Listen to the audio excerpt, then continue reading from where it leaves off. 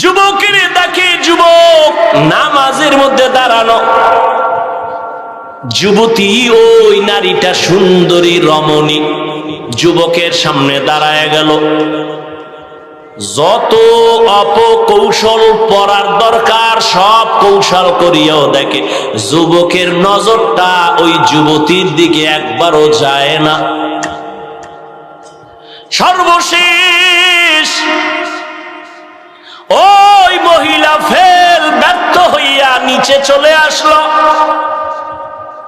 আর মায়ে কইছিল জেনাকারিনী নারীর চেহারা না দেখায় মরণ দিও না। এই মহিলা কি করছে? পাহাড়ের নিচে নাইমা পার্শ্বে এক এলাকা, চেটিয়াল খোলা ময়দান, বকরির রাখাল ওখানে দাঁড়িয়ে আছে, সেও সুদর্শন এক সুপুরুষ। ওর সাথে যাইয়া জেনা করে ফেলছে। জেনা করে ওই মহিলার গর্ভে বাচ্চা চলে আসলো। দীর্ঘ কয়েক মাস পরে বাচ্চাটা দুনিয়াতে যখন আসলো, এই আল্লাহর বান্দি জাহান্নামী নারী বাচ্চাটারে কোলের মধ্যে নিয়া এলাকায় ঘুরে আর কয়, দেখো তোমরা যার এত গুণগান গাইছো পাহাড়ের উপরে ইবাদত করে, ওই তোমগো বুজুর্গ আমার সাথে জিনা করেছে, তার এই বাচ্চা। ঘটনা বুঝছেননি? বাচ্চা কার? কার? মহিলা কয় কার? বুজুর্গ। যুবক ওই যে মা দোয়া করছে, এটাও কবুল হওয়া লাগবে। জেনাকারিনী মহিলা যখন বলল, তোমাদের প্রশংসিত সেই আবেদ বুজুর্গ যুবকের এই বাচ্চা জিনা করেছে, মানুষ তো তালে তালে লাফায়, তলার খবর নেয় না, তদন্ত করে না। লাঠি লয়া দৌড়ায় গেল সবাই। এত কলিজার আপন, কলিজার মোহাব্বতের আমাদের বুজুর্গ আজ এই অপমান বরদাস্ত করতে পারি না। কয়েকজন তাজা মানুষ গিয়া তার ইবাদত খানাটারে ভেঙ্গে ফেলল। হঠাৎ একজন গিয়া বুজুর্গ যুবকের গায়ে যখন একটু টাচ করলো, যুবক বলে, আমি আল্লাহর গোলাম, আমার গায়ে টাচ করছো কেন বলো? তারপরে টাচ করো, আগে বলো কেন? বলে, আপনি নাকি জিনা করেছেন, এত গর্ব করেছি আপনাকে নিয়ে, আপনি নাকি জিনা করেছেন। কোথায়? বলে, আমগো এলাকার সুন্দরী নবনী বাচ্চা পর্যন্ত তার কোলের মধ্যে চলে আসছে। আল্লাহর বান্দা যুবক আবেদ বলে, আল্লাহর জাতের কসম আমি অপরাধ করি নাই, জিনা করি নাই। কয়, আপনি বলতে পারবেন নি মহিলার সামনে? বলে, পারবো, নিয়ে আসো। এবার মায়ের দোয়া কবুল হইতেছে।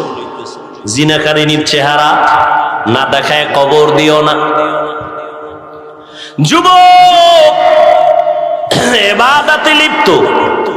এলাকার মানুষ বলে, এই নারী ওই বুজুর্গের সামনে দাঁড়ায় বলতে পারবি নি? কয়, বলবো। কয়, চল।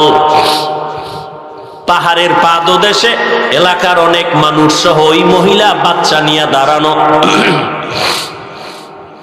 এবার একজনে ডাক দিছে, আসেন, আমরা সব রেডি। মহিলা বাচ্চা নিয়ে আসছে, আপনি নিচে নেমে আসেন। ওই যুবক নিচে নজর করে দেখে অনেক মানুষ, সুন্দরী মেয়ে বাচ্চা নিয়ে দাঁড়ানো। যুবক এটা দেখা সিজদায় পড়ে উপরে বয়ে কান্নে, আল্লাহ জানি না তুমি না জানি আমার উপরে বেজার হয়েছে।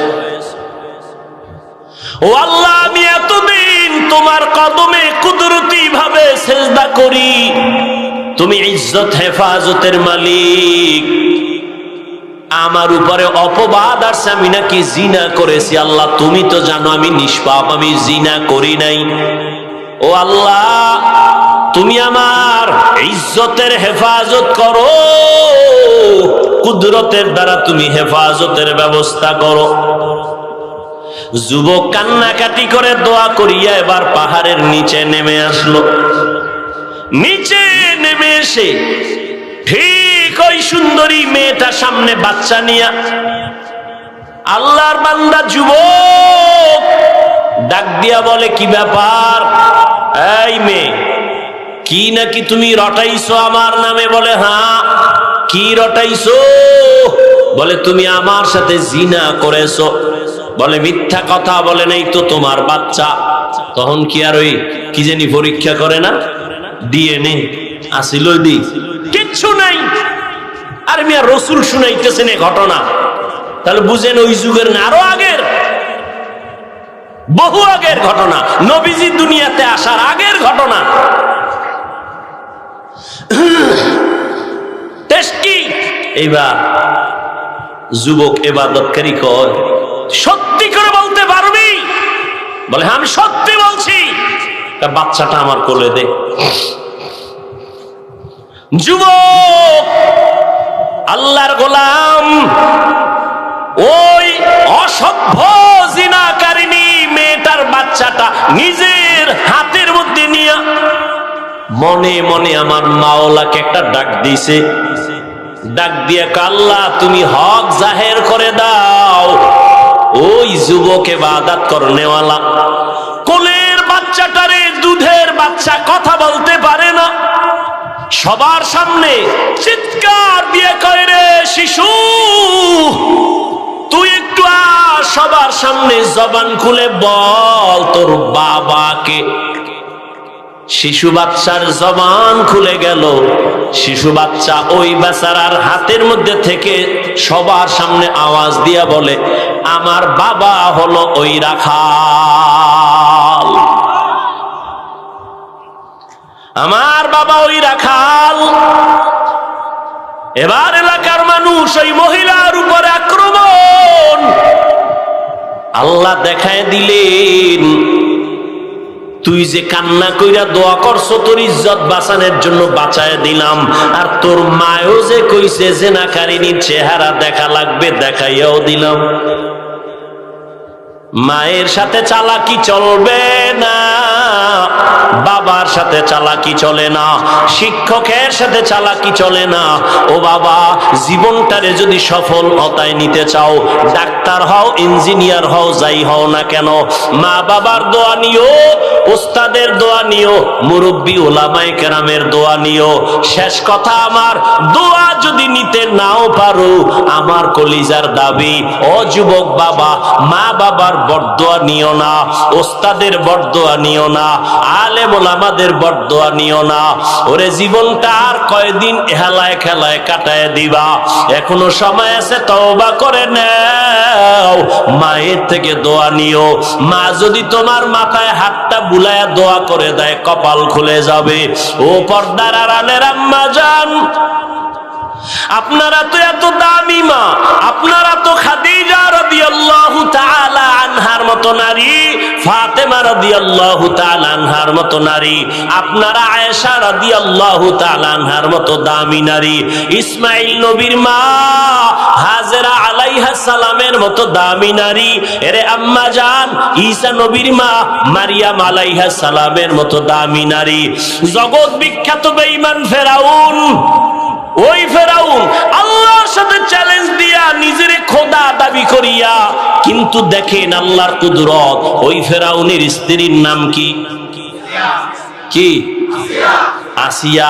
যেই খোদা ফেরাউন নিজেরে খোদা বলছে, আল্লাহরে মানে নাই, তার ঘরে আসিয়া কত দামি, ঈমানওয়ালা। নবীজি বলেন, কিয়ামতের ময়দানে, জান্নাতের ময়দানে আমি মুহাম্মদের সাথে আসিয়ার সাথে বিবাহ হবে। ও এলাকার আম্মা জানেরা, আপনার স্বামী তো ফেরাউনের মতো খারাপ না। ও মা, আপনি যদি একটু নামাজ পড়ে দোয়া করতেন, আর স্বামীকেও নামাজের দাওয়াত দিতেন, আর স্বামীকে যদি বলতেন, স্বামী আমার তোমার ঘরে না খাইয়া খাইয়া কষ্ট করে জীবন কাটাবো, কিন্তু আমার জীবনের একটা দাবি, তুমি হালাল টাকা ঘরে আনবা, হারাম টাকা ঘরের মধ্যে নিবা না, হারাম টাকা খাওয়াইয়া আমাদের সন্তানের রক্ত নাপাক করব না, হারাম টাকার কামাই দিয়া আমাদের শরীরের রক্ত নাপাক করব না। একটা মা যদি স্বামীকে বারবার বলতো, কোন স্বামী হারাম টাকা ঘরে নিতে পারতো না।